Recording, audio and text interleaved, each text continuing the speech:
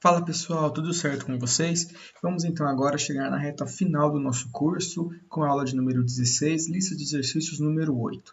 Essa lista é composta por 3 exercícios que mesclam vários assuntos que nós abordamos na sessão de número 1 até a sessão de número 5. Vamos então começar? Exercício de número 1. Os dados abaixo representam as vendas semanais em milhares de vendedores de gêneros alimentícios. Letra A. Faça o histograma das observações. Letra B. Calcule a média da amostra. Letra C. Calcule o desvio padrão da amostra. E letra D. Qual a porcentagem das observações compreendidas entre dois desvios padrões, para mais ou para menos? Vamos então ver a solução esperada desse exercício. Então faça o histograma das observações. Como se trata de um conjunto de dados agrupados com intervalo de classe, o que eu fiz aqui foi utilizar o ponto médio de cada classe. E aí é só construir um histograma com a frequência absoluta e o ponto médio. Então, esse é o histograma das vendas semanais dadas no enunciado. Então, nós vemos que uma concentração grande está na faixa que possui frequência absoluta 70 e 50, que são essas duas faixas aqui. Então, grande parte do nosso conjunto de dados possui uma venda em milhares, que vai de 45 até 55, que são essas duas maiores colunas. E nós vemos que existem poucos vendedores que vendem pouco e poucos vendedores que vendem muito. Letra B, calcule a média da amostra. Então, novamente, para calcular a média da amostra, por se tratar de um conjunto de dados agrupado em intervalo de classe, o que a gente faz é uma média ponderada utilizando o ponto médio de cada intervalo de classe. Fazemos uma multiplicação entre ponto médio e frequência absoluta, depois a gente soma o resultado de todas as multiplicações e divide pelo número de elementos. Então, nesse caso, a média de vendas de cada vendedor é de 51,2 milhares. E percebam que essa média está justamente compreendida entre os dois maiores intervalos que nós vimos, pois no cálculo da média, essas duas faixas de 45 a 50 e 50 a 55 terão maior peso, portanto, a média está compreendida entre esses dois intervalos. Letra C. Calcule o desvio padrão da amostra. Para calcular o desvio padrão, a gente precisa da média, que já foi calculado. O que a gente precisa fazer agora é a diferença entre o ponto médio e a média, elevar essa diferença ao quadrado e, por fim, multiplicar pela frequência absoluta. Feito isso, é só somar todos os valores, dividir por n, para encontrar, então, a variância. Feito isso, a gente só tira a raiz quadrada da variância para chegar no desvio padrão. Então, o desvio padrão, no caso desse conjunto de dados, é de 6,62 milhares.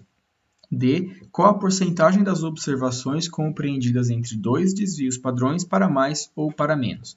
Então, a nossa média é de 51,2. Se a gente retirar dois desvios padrões, a gente chega em 38. E se a gente acrescentar dois desvios padrões, a gente chega em 64,4. Como se trata de um conjunto de dados que está separado em intervalos de classe, o que eu vou fazer é arredondar esses valores para o intervalo de classe mais próximo. Então, no caso de 64,4, eu arredondo para 65. E no caso de 38, eu arredondo para 40. Então, entre 40 e 65, nós temos 186 casos. Então, vamos lá. Entre 40 e 65, nós temos 186 casos. 186 dividido por 200, que é o número total de casos, 200. Então, nós chegamos que 93% do nosso conjunto de dados está compreendido entre a média menos 2 desvios padrões e a média mais 2 desvios padrões. Isso está em linha com aquilo que nós vimos, que se a gente pegar o intervalo da média menos 2 dps até a média mais 2 dps, a gente compreende 95% do conjunto de dados. Perfeito? Vamos então agora para o exercício de número 2. A distribuição da frequência do salário anual dos moradores do bairro A, que tem alguma forma de rendimento, é apresentada na tabela abaixo em salários mínimos. Então, de 0 a 2 salários mínimos, 10 mil pessoas possuem essa renda. De 2 a 4 salários mínimos, 3.900 e assim por diante. Letra A. Construa um histograma da distribuição. Letra B. Qual a média e o desvio padrão da variável salário? Letra C. O bairro B apresenta para a mesma variável uma média de 7,2 salários mínimos e um desvio padrão de 15,1 salários mínimos. Em qual dos bairros a população é mais homogênea quanto à renda? Letra D. Construa a função de distribuição acumulada e determine qual a faixa salarial dos 10% mais ricos da população do bairro A. Vamos então ver a solução esperada. Para construir um histograma, novamente, como se trata de um conjunto de dados agrupados em intervalos de classe, o que a gente usa é o ponto médio. Então aqui nós vemos que uma grande concentração da nossa amostra ganha entre 0 a 2 salários mínimos, lembrando que esse número 1 é o ponto médio. E daí em diante os números diminuem até que para o último intervalo de classe ele volta a subir. Perfeito? Então esse é um histograma bem simples. Letra B. Qual a média e o desvio padrão da variável salário? Para encontrar a média, a gente faz a média ponderada com o ponto médio e a frequência absoluta e divide pelo número de elementos. Então, a média de salário para a população do bairro A é de 3,92 salários mínimos, ou de 4 salários mínimos se a gente arredondar o valor encontrado. Para encontrar o desvio padrão, a gente precisa encontrar antes a variância, e para encontrar a variância, a gente precisa fazer a diferença entre o ponto médio e a média encontrada, fazer essa subtração elevado a 2 e, por fim, multiplicar o resultado dessa conta pela frequência absoluta, que é o que está na coluna H. Feito isso, a gente faz uma soma de todas essas multiplicações, divide por n, porque é uma população, não é uma amostra. Se fosse uma amostra, seria n menos 1. Então, a gente encontra a variância. Só que a variância está em salários mínimos ao quadrado. Para retirar esse ao quadrado, a gente faz a raiz quadrada da variância e chega no desvio padrão de 3,96 salários mínimos. Letra C. O bairro B apresenta para a mesma variável uma média de 7,2 e um desvio padrão de 15,1. Em qual dos bairros a população é mais homogênea quanto à renda? Lembrando que para a gente comparar conjunto de dados diferentes, o que a gente usa é o coeficiente de variação, que nada mais é do que o desvio padrão dividido pela média. Para o bairro A, o coeficiente de variação, então, será 3,96 dividido por 3,92, o que nos retorna uma porcentagem de 101. Para o bairro B, o coeficiente de variação será 15,1, que é o desvio padrão, dividido pela média, que é 7,2, e nós chegamos a um resultado de 210%. Logo, o bairro A é mais homogêneo, pois o seu coeficiente de variação possui um valor menor do que o coeficiente de variação do bairro da letra B. D. Construa a função de distribuição acumulada e determine qual faixa salarial dos 10% mais ricos da população do bairro. Lembrando que a frequência acumulada de cada faixa é a frequência absoluta da faixa em questão, mais todas as frequências absolutas das faixas anteriores. Então, a gente precisa descobrir os 10% mais ricos da população. Os 10% mais ricos estão exatamente na última faixa e se refere às pessoas que recebem de 12 até 14 salários mínimos. Como a gente sabe que eles representam 10%, ora, a frequência acumulada da faixa anterior à faixa de 12 a 14 salários mínimos é 90. E a frequência acumulada da faixa de 12 a 14 salários mínimos é 100. Portanto, essa diferença, 100 menos 90, 10%, é a quantidade de elementos que está na faixa de 12 até 14. Logo, os 10% mais ricos desse bairro estão aqui. Vamos então agora para o nosso último exercício, o exercício de número 3. Em uma granja foi observada a distribuição dos frangos em relação ao peso, que era a seguinte. Então, 60 frangos possuem um peso entre 960 e 980, 160 frangos possuem um peso de 980 até 1.000 gramas e assim por diante. Letra A. Qual a média da distribuição? Letra B. Qual a variância da distribuição? Letra C. Construa um histograma. Letra D. Queremos dividir os frangos em 4 categorias em relação ao peso, de modo que os 20% mais leves sejam da categoria D, os 30% seguintes sejam da categoria C, os 30% seguintes sejam da categoria B e os 20% seguintes, ou seja, os 20% mais pesados, sejam da categoria A.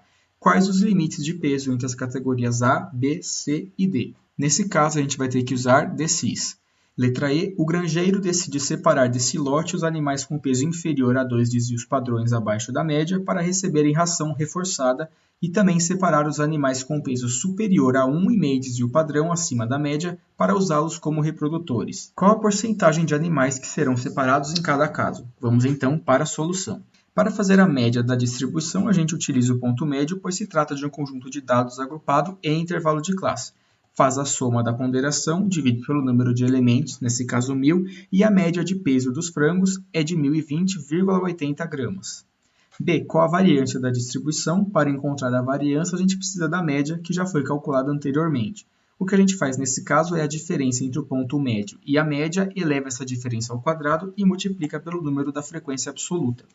Depois, a gente soma todas essas multiplicações e divide por n. Por que n? Porque não é uma amostra, e sim uma população. Dividindo-se a soma das multiplicações por n, a gente chega na variância, que é 691,36 gramas ao quadrado.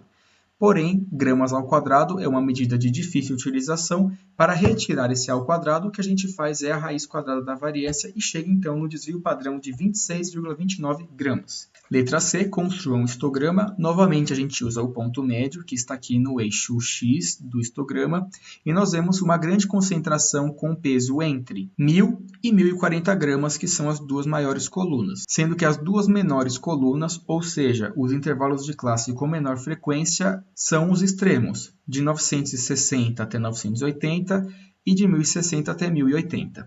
Letra D, queremos dividir os frangos em 4 categorias. Então, a gente precisa encontrar 4 decils para fazer essa separação. O segundo decil, o quinto decil e o oitavo decil.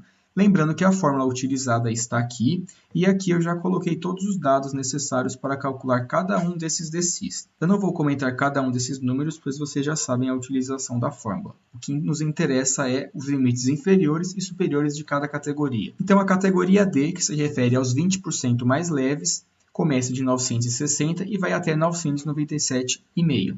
A categoria C, que se refere aos 30% seguintes, começa em 997,5 e vai até 1020. A categoria B, que são os 30% seguintes, inicia em 1020 e vai até 1045. E por fim, a última categoria, que se refere aos 20% mais pesados, vai de 1045 até 1080. Então aqui nós já temos os limites inferiores e superiores de cada uma das categorias dos frangos, e com isso a divisão já pode ser realizada. E para finalizar, na letra E, a gente precisa separar os animais que possuem peso inferior à média menos 2 desvios padrões e os animais que possuem peso superior à média mais 1,5 desvio padrão. Então, a média menos 2 dps se refere ao peso de 968,2. Eu vou arredondar para 970 e média mais 1 desvio padrão e meio se refere a 1060,2, que eu vou arredondar para 1060. Então, nós precisamos encontrar quantos frangos possuem peso inferior a 970 e quantos frangos possuem peso superior a 1060. Qual a lógica que eu vou usar aqui? Primeiro, inferior a 970. Então, nós não temos nenhum intervalo que se refere a apenas o peso 970, mas nós temos um intervalo que vai de 960 até 980. Então, é razoável supor que metade dos frangos dessa classe possuem peso entre 960 e 970 e a outra metade possui peso entre 970 e 980. Logo, o que eu vou fazer é dividir a quantidade de frangos nessa classe por 2 e supor que essa é a quantia que possui peso inferior a 970. Por fim, com peso superior a 1060, nós temos uma classe específica, que está aqui, que vai de 1060 até 1080. Logo, 80 frangos possuem peso superior a 1060. Mas o que ele pede é a porcentagem de animais. Então, é só dividir a contagem por 1000, que é a quantidade de frangos, e nós temos que 3% dos frangos precisarão receber uma ração reforçada, e que 8% dos frangos serão utilizados para reprodução. Bom, pessoal, é isso então. Espero que vocês tenham gostado. Foram exercícios bem bacanas que eu retirei de um livro que está referenciado em cada um dos enunciados. E para a nossa última aula eu tenho um desafio para vocês.